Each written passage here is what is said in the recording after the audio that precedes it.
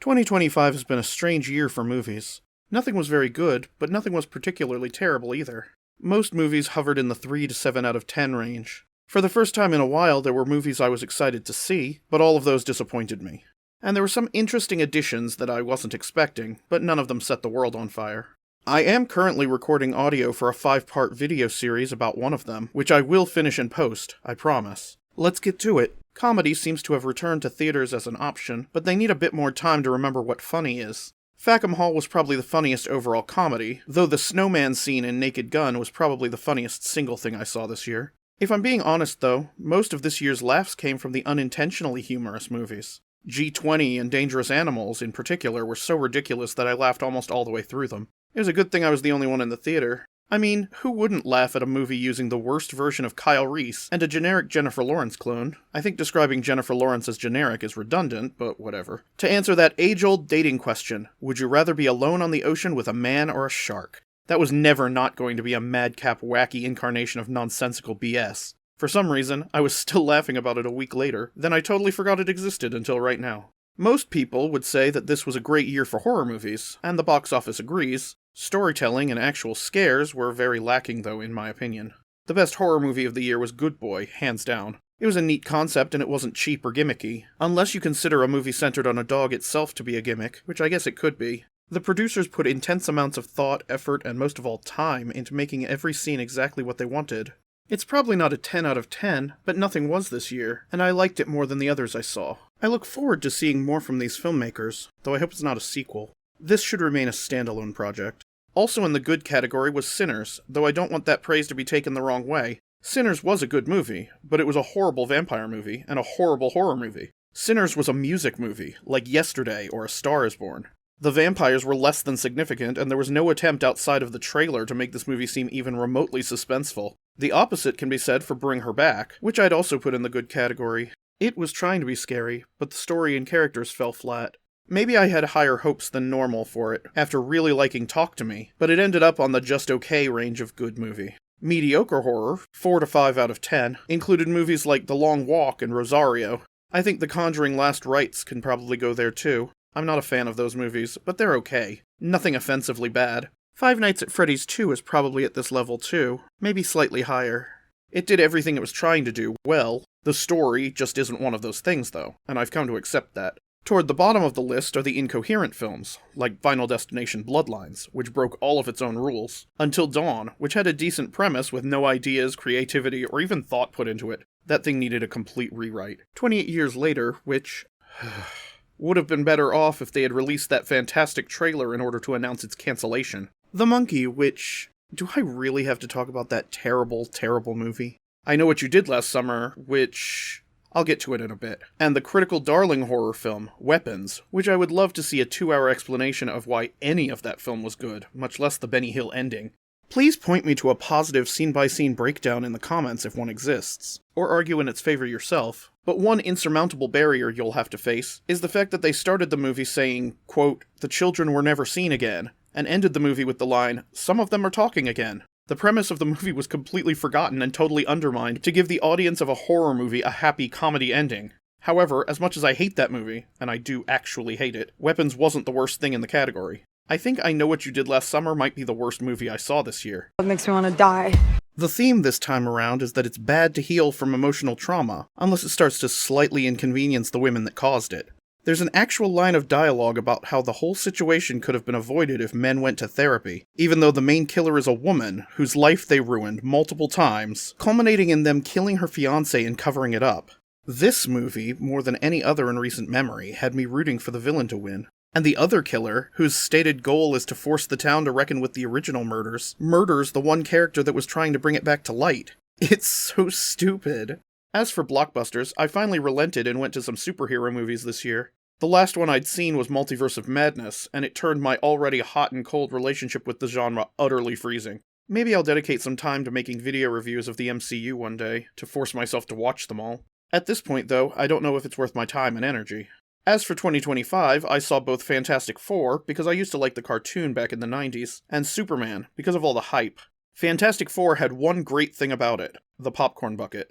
Superman had fewer than that. I almost did a video about Superman, actually, but I stopped when I realized I had written 3 typed single-spaced pages about how the opening text wall sets up the film to completely fail by every possible metric.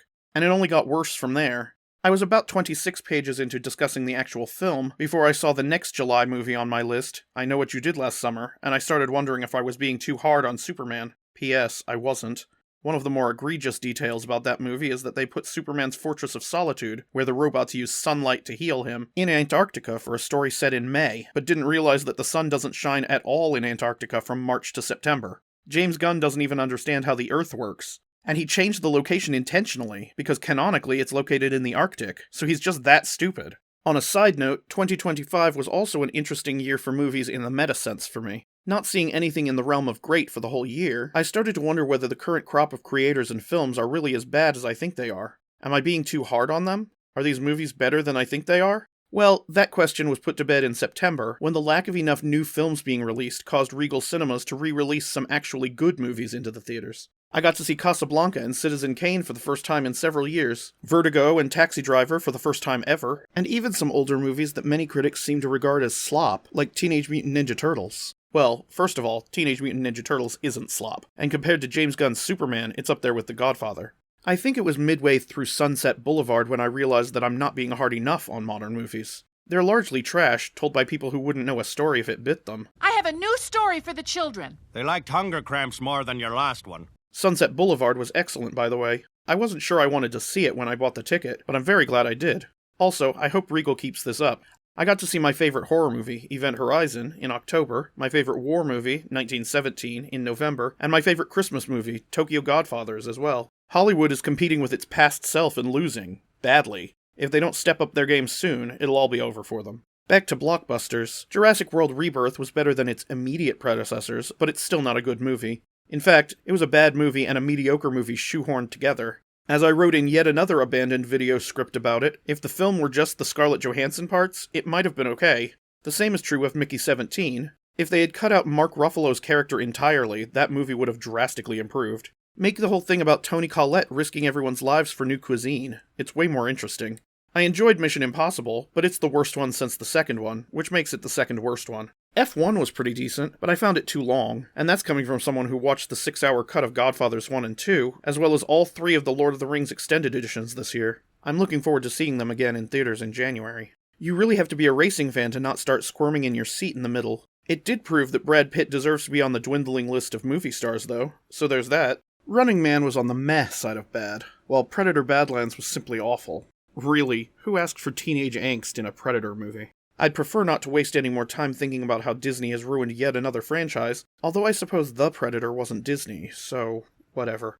Moving on, there are a few movies that also deserve some consideration. I was highly disappointed with Working Man, because I really enjoyed Beekeeper, but it just wasn't there, and there were way too many time issues. Those are a major pet peeve of mine ever since the teleporting in Game of Thrones made me notice them everywhere. Love Hurts was okay, Drop was not.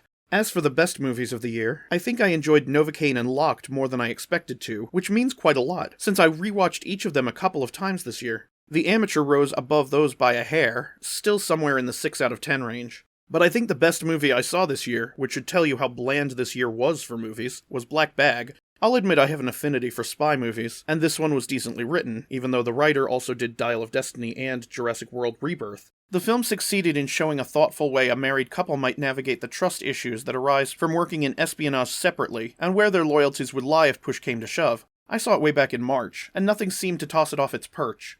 Good Boy came close, I guess. As for videos, I've had a hard time maintaining enough focus to produce the quantity of videos I wanted, and even more trouble creating the quality of videos I would like. Over the course of the year, I abandoned numerous videos at different points in production, from first draft scripting all the way to post-production. Heck, my holdover video from last year about Twisters was literally 2 clips from completion when I stopped. I just didn't think I was saying anything interesting enough about a movie no one cared about anymore. Anything I make is a huge time investment, so I have to really believe in the video to follow through producing it. I hope 2026 can be more productive for me on the YouTube front, and also that I can finish and release my aforementioned 5-part series early next year. I think it'll be quite insightful about a very popular 2025 movie, but I don't want to give any more away yet. Lastly, I'd like to express my heartfelt gratitude to everyone watching this, or any of my videos, and especially to those of you who have subscribed. I hope the new year will be wonderful for all of you. And that's all I have for this video. If you liked it, please consider clicking the little buttons below and subscribing to the channel. Thank you for watching, and I hope to see you next time.